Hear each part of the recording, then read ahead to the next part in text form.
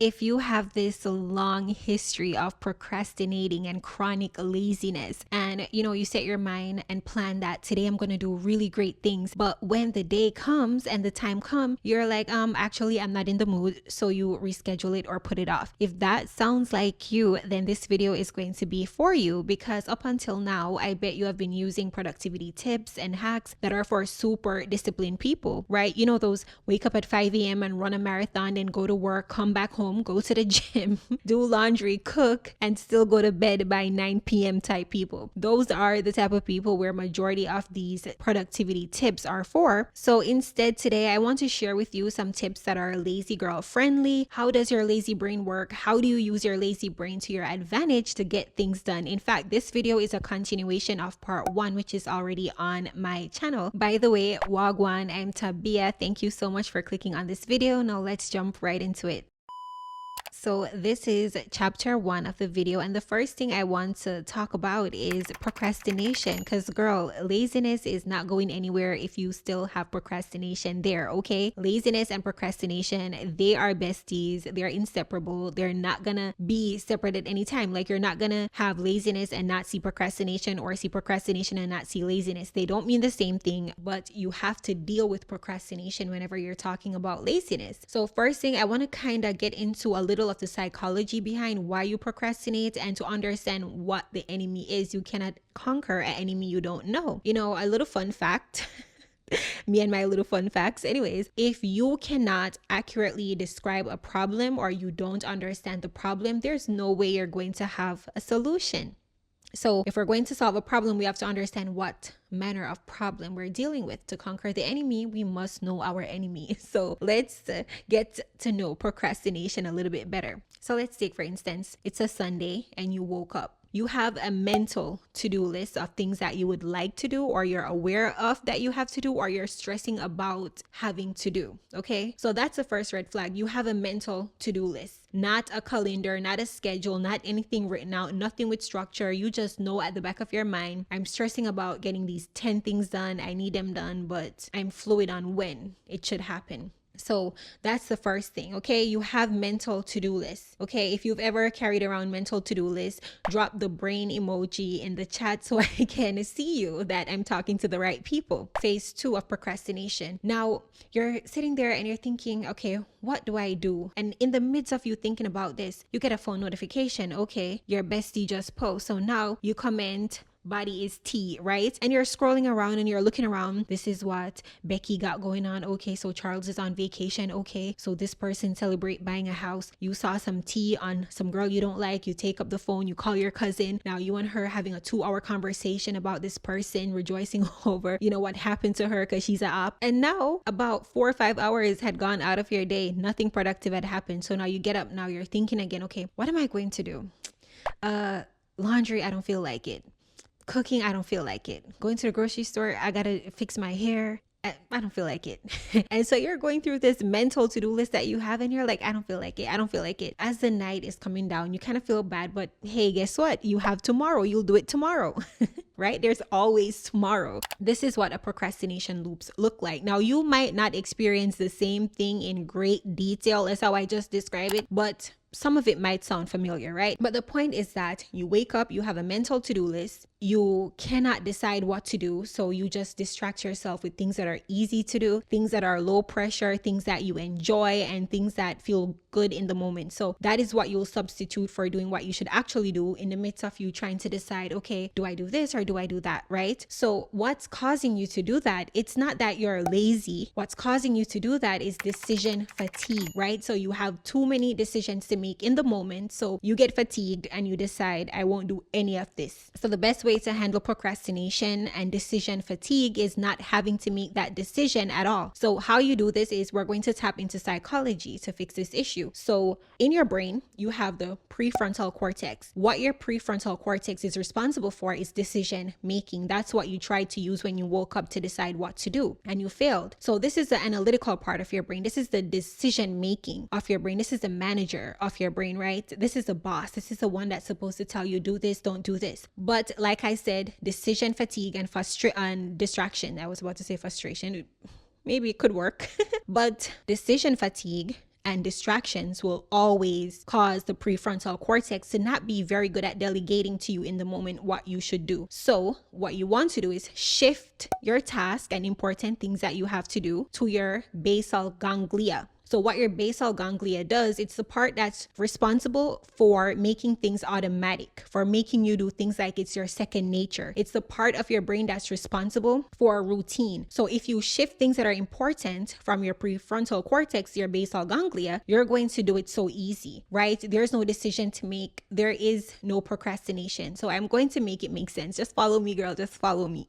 Okay, so I know you're probably like, girl, so how do I take things out of my prefrontal cortex and put it in my basal ganglia so that I don't rely on discipline, but instead have this built-in system that makes me do things on automatic? Well, you can calm down, girl, because I'm gonna tell you right now. And it's pretty simple, right? So the first way you can do this is by doing things routinely. So let's say, for instance, you're a college girly and you know you'll have assignments every week. This is a high priority task, right? So instead of just saying, I'm going to do my homework this week and then handing in late assignments, instead what you're going to do is say, okay, on Monday, Tuesday, and Wednesday, after break fast, this is going to be my designated time throughout the week where I will do my assignments. So after break fast, immediately after, I follow up with some sort of assignments or studying. Now, you do this for a while. Guess what's going to happen? When Monday comes and you wake up, your brain has commands. There's no decision to make. Your brain knows the pattern. You are in flow state immediately. You get up, you know, okay, I need to go eat breakfast. You eat breakfast. Now you're like, okay, I need to go do homework, because that is now your wiring. You wired your brain this way through repetitive action. Now, if you know you have to do assignments every week, and sometimes you do it after lunch, sometimes you do it at 9 p.m., sometimes you do it at 6, and you do whatever you feel like, and you're just blowing like the wind, then it's not gonna work, right? It only works when you do things routinely. So you have to figure out, okay, what are some things that are staple in my life? For me, staple things are, I have assignments I need to do, I have content I need to make, and etc. etc. I don't need to tell you my whole life, girl. That would make the video pretty boring, wouldn't it? Because I live a very boring life. But I have things that I need to do routinely. So because I know I have to do these things anyway, all the time, every week, for months, I just decide, okay, this is the pattern. This is how I'll do it. And I didn't invent this, not because I'm saying I, okay? This is a well-known thing. So when you know you have things that you have to do, I gotta get the kids ready for school, and I gotta cook, and I gotta clean, I gotta do laundry, I gotta do the bathroom. Start saying, okay, because I know these things, I have to do them weekly or so, let me build a routine, right? Make it your mission to do things on the same day, around the same time, so that over time you're not doing it because you're disciplined. You're doing it because your brain has adapted to you doing things that way and you feel safe, right? So a big part of procrastination is on safety, right? So if you're about to do something and you start to feel stressed and overwhelmed and you start to feel like you want to put it off to another day, it's probably because you don't feel safe. Like, I don't know how to explain. It's like your nervous system gets dysregulated when you're going to do tasks that you're unfamiliar with. So you put it off to kind of get rid of or get relief from the discomfort of doing things that you're not familiar with, right? But when you do things routinely, your brain sees it as safety. You see it as unsafe not to do the thing that you always do, right? That's why habits are so hard to break. If you make a habit out of good things, the same way how some people find it difficult to stop smoking, to stop drinking, that is how difficult you'll find it not to do the right things, right? But you have to program your brain, and the way how you program your brain is by doing something routinely. What you'll find that happens when you start to do things routinely and do things in a very pattern way. I said very pattern way. That don't sound too right. But you get what I'm saying, right? When you start to do things routinely or in a pattern, you will find that you get into a flow state much quicker, right? So you might need to warm up for the whole day to do one productive task right now. But once you have a routine, that flow state where you're just flowing from, in productivity, it happens much quicker. So for me, I have a morning routine, which means I get into a flow state really quick. I don't get up and I'm thinking in my bed, like, what am I going to do? Should I get up now? Da, da, da. I know that I have to brush my teeth, wash my face, space. I have to then go and have my morning devotion where I read the Bible and I pray. After that, I can go eat. And then right after that, it's something productive. It's going to be me doing my assignments first, if it's the beginning of the week, or it's going to be me studying if it's a later part of the week, or if it's a day where I do content like this, it would be content immediately after. So my brain, I get into flow state pretty quickly, right? So for some people, because they don't have routines or they haven't really thought about the concept that deeply or thought it makes sense to do things in a pattern, they will find that they need to warm up and prompt themselves for the entire day to get one thing done. Like they're in the warm up phase the entire day. Like, I know I'm not saying it the way that it probably should be said, but I know you know what I'm saying. Like when I say warm up to do one thing, it's like it takes you this a long time to get into this state where you can calm your mind, calm your nerves, sit at the desk, do what you're supposed to do, send the email, do the important thing. It takes you a long time to get yourself to settle into that state. That's what I'm talking about when I say you have to warm up for the entire day to get one little thing done, right? So my point where I get to where I can hit a flow state, it happens very quickly because I have a pillar in the morning. I have a great foundation in the morning of a morning routine. So some routines that you can build out that might be helpful for you is morning routine so that you get into a flow state. A morning routine doesn't have to be 10 steps. It could be 2 things. It could be 1 thing. Some people, it's they wake up, they drink coffee, get to work. Some people, it's they wake up, they have devotion, and then they get to work, or then they do something productive, right? So you want to start having themed days, right? You want to say Monday is for this, Tuesday is for this, Wednesday, and you build that pattern into yourself. After a while, girl, you're flowing and you're not doing it because you're disciplined. People are going to think you're disciplined, but you know the truth. You just program your basal ganglia to have you running on autopilot, right? And trust me on this, ask any psychologist, anyone that's studying anything in medicine, your basal ganglia is more powerful than your prefrontal cortex. Once you have established a routine, once you have established a habit, it's going to be very hard for you to break it. It's not just bad habits people find hard to quit, okay? People can develop this strange addiction to good habits, right? So you want to have good habits. Your body doesn't work one way, like, oh, I can do bad things easily. No, it's just that you have a history of doing things that don't serve you. So my call for this chapter of the video is to find good things that you can build habits and routines around. This is the foundation of a good system, okay? You ever heard people say system, not goals? Yes, this is the foundation of a good system. Have themes, do things in a pattern so that you flow. You don't gotta think. Yes, you would have your schedule. Yes, you'll have your planners and your to-do list, but you don't even need to look at it after a while because your brain knows how to function that way. You're not making a decision. The decision is already made by the powerful basal ganglia. Let's move on.